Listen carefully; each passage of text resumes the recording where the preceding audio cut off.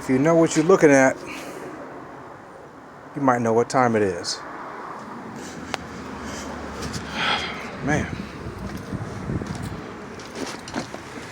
that one was gone. Gotta get up in there and nut and bolt that together. Weld in spot. Get a new piece of gasket for that or connecting hose. That one, no problem. That one back there, still spinning. Gotta go to the front now. I think we can get that one with no problem. We're gonna see. That, no problem. Yeah, no problem on that. Let's go. Okay, I got a scenario. I got 4 of the, actually it's 10. Yeah, anyway, the 2 back ones are stuck. They just spinning. And the part that's spinning is underneath that, which is inside this case here. So before I chop it open like that to get access to the other side, let's go verify that we got the replacement part already. Let me go look. Whoa. In the part stack and see if I got it. Because from what I recall, bam, here it is. And there it is, right there. So this is the whole beam right here. So yeah, we can go ahead and chop that one open so we can get that up out of there. And when it's time to put the new back half of the car on, which is all of this, we just have to screw it in. Yeah, let's cut some stuff up. LS. Oh, that's Vortec. Vortec. Original fan shroud. Tranny. Hey. Hoist.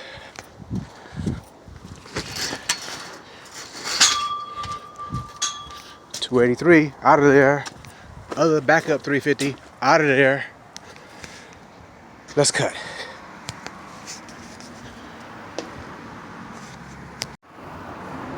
After I've been thinking about it, you know, this is kind of design on the fly scenario. Even with me cutting this open, like I did on the other side, which the other side needed to be cut open because we need to weld a bolt on the other side of it so we can fasten the frame back. On this side, since we have an extra piece, it makes no sense to even do this because even since I've got in there and it's gonna spin anyway. And so there will be no way to catch it. So we might as well sawzall through the whole thing here and sit it on the new gasket, and when the new pan goes in, give them the screw to sit it in from the bottom. That makes more sense because we can't get access to it right here. Yep. Back up, rewind, do over. Well, that's what it looks like when you have old bushings. They look crushed, flattened. And for the ones that couldn't come off, well, you had to cut them out. 1 cut, 2 cut. There's the 3rd one somewhere around here. 3 cut. Seems like I get some of my best work done when it's just me. So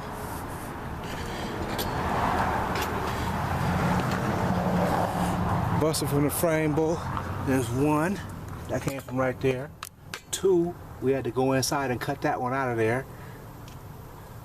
On the opposite side, got those out with no problem. The front is undone. There, these 2 need to go next. 1, 2, so these are out. And again, the front, that's already out.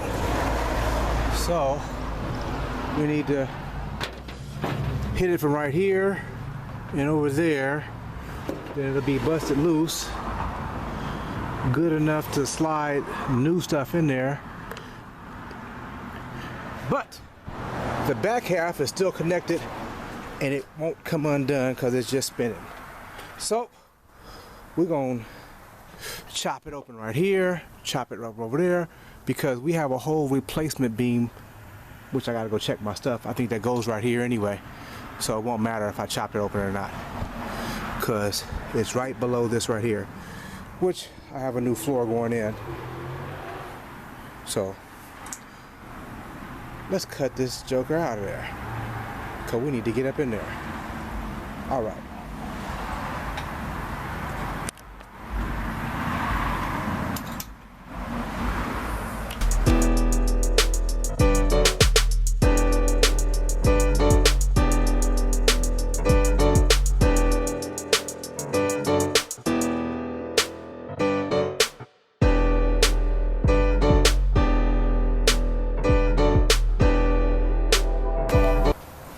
Okay, we got the back sitting on. Well, so we let it down. Bam. That's sitting on. New. New. New. New. But needs to be reinforced. Let me see the other side.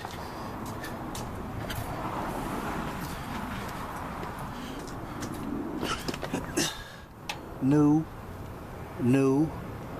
We're gonna do the two in the front, then we're gonna come back and lock all these in, put some blue lock tie on the threads, then we're gonna call it a night. Get all the way to the front using all the tools. Now it don't want to cooperate. Gotta go by hand now. Guts, damn it. Alright, let's go.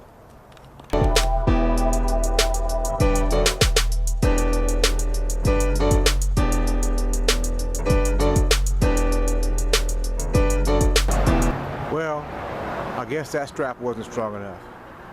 Plan B. Let's go to industrial straps. We'll be back.